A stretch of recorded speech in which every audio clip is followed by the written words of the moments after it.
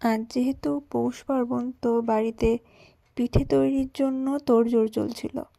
তো সবার প্রথমে পিসি মুগ পুলি বানানোর জন্য মুগ ডালটাকে খালি কড়াইতে একটু ভেজে নিচ্ছিল। এদিকে মা কাস্তে পিঠে বানানোর জন্য চালের গুঁড়োটাকে একটু জলের সঙ্গে মিশিয়ে নিচ্ছিল। এরপর পিসি মুগ ডালটাকে জলের মধ্যে সিদ্ধ করতে বসিয়ে দেয়। তারপর ফাইনালি কুলিগুলো রেডি হয়ে যায়। এই কাজের ফাঁকে দিদা আর পিসি মিলে একটু গল্প করে নিচ্ছিল। এদিকে মা কাস্তে পিঠে চাপিয়ে দিয়েছিল উনানে। তো খোলামুচির মধ্যে খুব সুন্দরভাবে পিঠেগুলো ফুলে উঠছিল।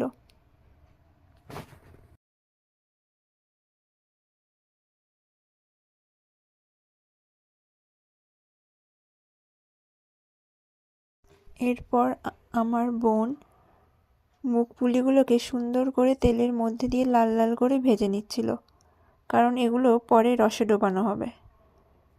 এদিকে আমাদের পোস্তরানী চলে এসছে পম্পা দিদির সঙ্গে পিঠে বানাবে বলে।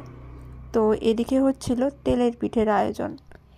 তেলের পিঠে কমপ্লিট হওয়ার পর পাটিসাপটাও বানানো হয়েছিল। এছাড়া মুগ পুলিগুলোকে সুন্দর করে পরে রসে ডোবানো হয়েছিল। যদিও ব্যস্ততার মাঝে আমি সেগুলোর ভিডিও বানাতে পারিনি। ভিডিওটা কেমন হয়েছে সবাই অবশ্যই জানিও।